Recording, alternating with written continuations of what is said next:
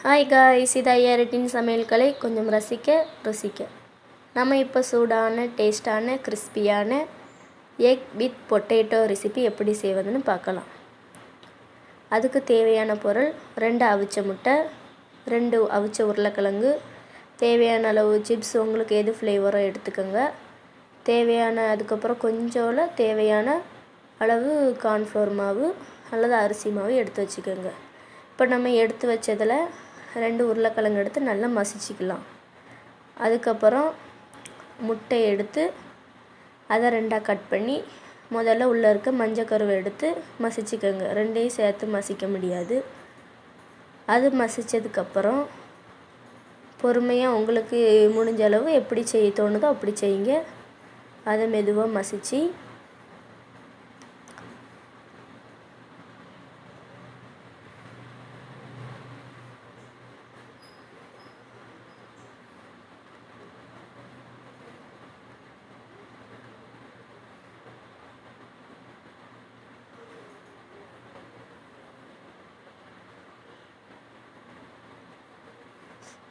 மஞ்சள் கருவை மசித்ததுக்கப்புறம் வெள்ளை கருவை எடுத்து போட்டு நல்லா மசிச்சுக்கோங்க.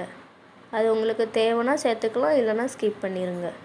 அதுக்கப்புறம் நம்ம அதுக்கு தேவையான கொஞ்சம் கரம் மசாலா, கொஞ்சம் வத்தல் பொடி, கொஞ்சோண்டு உப்பு, தேவையான அளவு சேர்த்து நல்லா பிசைஞ்சிக்கோங்க. நல்ல ஒரு சப்பாத்தி பதம் வரும், அப்படி பிசைஞ்சிக்கோங்க. பிசைஞ்சதுக்கப்புறம் அதை மெதுவாக எடுத்து உங்களுக்கு என்ன ஷேப் பிடிக்குமோ அந்த ஷேப்பில் நல்லா உருட்டிக்கோங்க.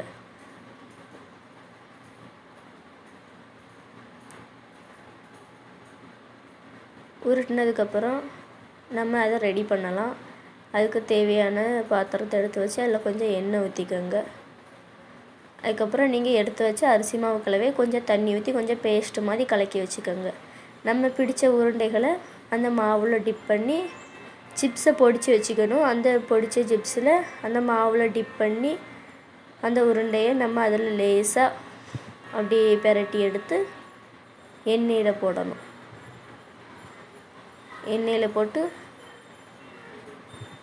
கொஞ்சம் சூடாக நல்ல மொறுமொறுன்னு ஆகணும். நல்ல கொஞ்சம் கிறிஸ்பியாக கலர் மாறுற வரைக்கும் பாருங்கள்.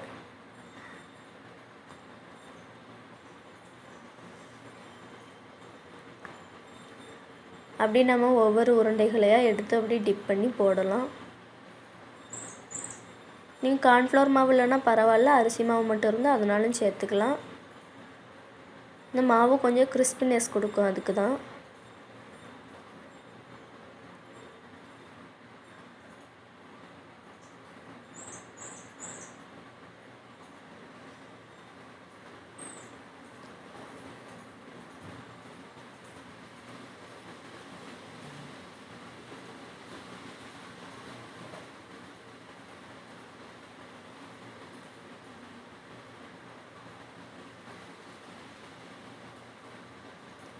நம்ம ஒவ்வொரு உருண்டைகளையாக எடுத்து அதில் போட்டு